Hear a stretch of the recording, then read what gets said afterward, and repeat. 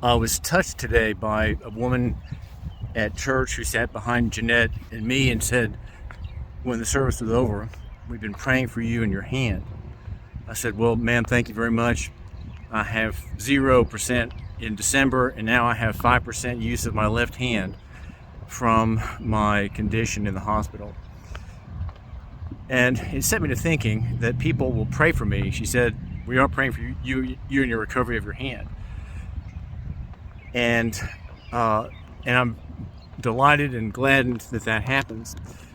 But I also made note that as a man fighting for Christian liberty and fighting for Christian reconstruction in my town, in Chattanooga, where I live, no one prays for me in the use of my hands, plural.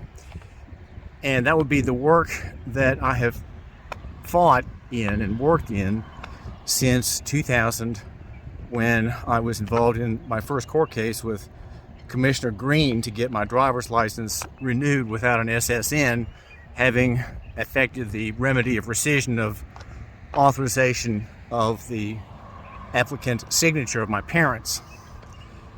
Since that case, and others have come since then, I have worked with my hands for restraining the wicked powers of the state.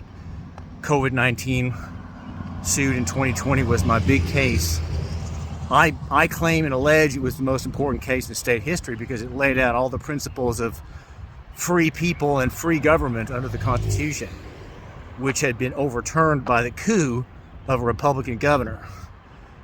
With 158,000 deaths, there have been no parties held accountable for those deaths from the jab, which was a military operation. And so I'm in court now in 3 cases to end the Tennessee Financial Responsibility Law fraud.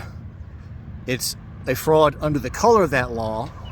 The law forbids it, but we have 2 commissioners participating in a swindle against the general public, serving the insurance cartels. And I'm suing against those with both hands.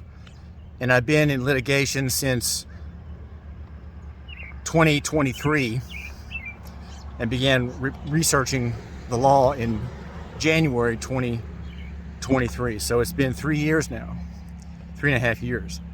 That's the work of my hands, and no one knows about it. No one at my church knows about it. No one at my church of Christian people really cares about it. And that's because the gospel is being taught in such a way that these things don't matter. They're not Christian mercy, Christian diaconal love labors. They're not really those. And so the work of my hands is of little account, except it's just what David does. And the recovery of my hand, well, people will pray about that.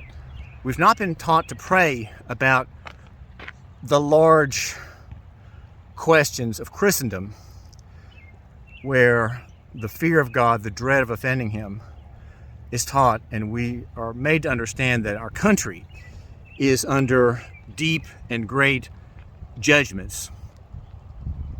They're very deep and very great, and we are under them.